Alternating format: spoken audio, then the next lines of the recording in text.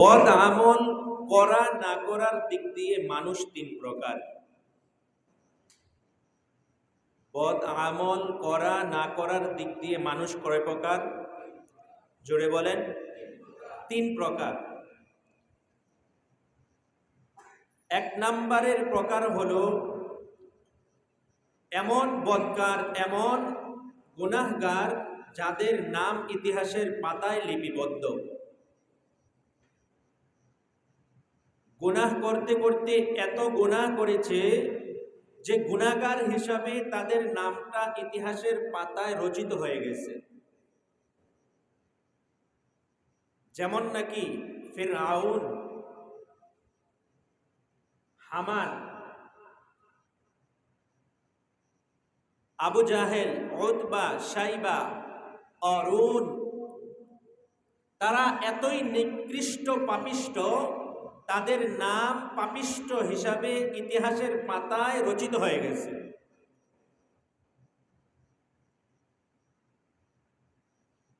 দুই নাম্বার, যাদের জিন্দেগিতে কোনো গুনাহ নাই, তারা এমন নেককার যে নেককার হিসাবে ইতিহাসের পাতায় তাদের নাম রচিত হয়ে গেছে। যেমন আল্লাহ পাক রব্বুল আলামিন এই পৃথিবীর বুকে 1,24,000 পয়গাম্বর পাঠিয়েছেন, তাদের জিন্দেগিতে কোনো গুনাহ নাই। বেগুনাহ হিসাবে নেককার, পরহেজগার, সালেহ বান্দা হিসাবে তাদের নাম ইতিহাসের পাতায় রচিত হয়ে গেছে। আরেক প্রকার তো হলো একেবারে পাপিষ্ট এবং নেককার, তাদের দুইজনের মাঝখানে, যারা গুনার কাজ করে আবার আল্লাহর কাছে তাওবাও করে, যাদের দ্বারা গুনাহ সংগঠিত হয়েও যায়, আবার গুনার উপর তারা অনুসূচিত হয়, লজ্জিত হয়, অনুতপ্ত হয়।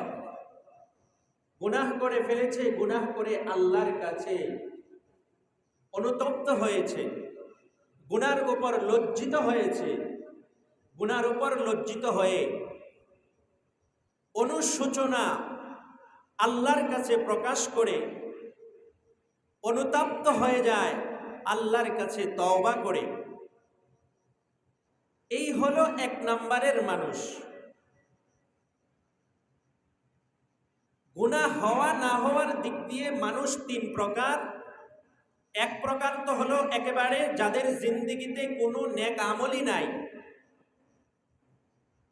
সিলমারা পাপিষ্ট হিসাবে তাদের নাম ইতিহাসের পাতায় রচিত হয়ে গেছে।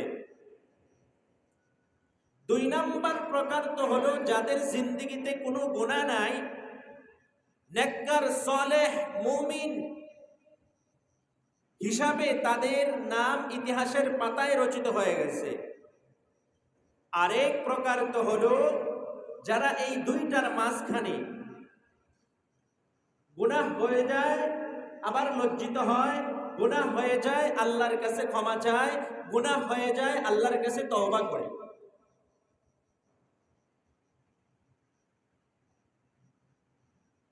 এখন সব থেকে উত্তম হলো নবী রাসূলের দরজা। তাদের জিন্দেগিতে কোনো গুনাহ নাই। এরপরে হলো ওই ব্যক্তি যার দ্বারা গুনাহ সংগঠিত হয়ে যায়, সাথে সাথে লজ্জিত হয়, লজ্জিত হওয়ার পর আল্লাহর কাছে তওবা করে, আল্লাহ তওবা কবুল করে নিয়ে তাকে বেগুনাহ মাসুম বানিয়ে দেয়। আরো আসতে বলেন।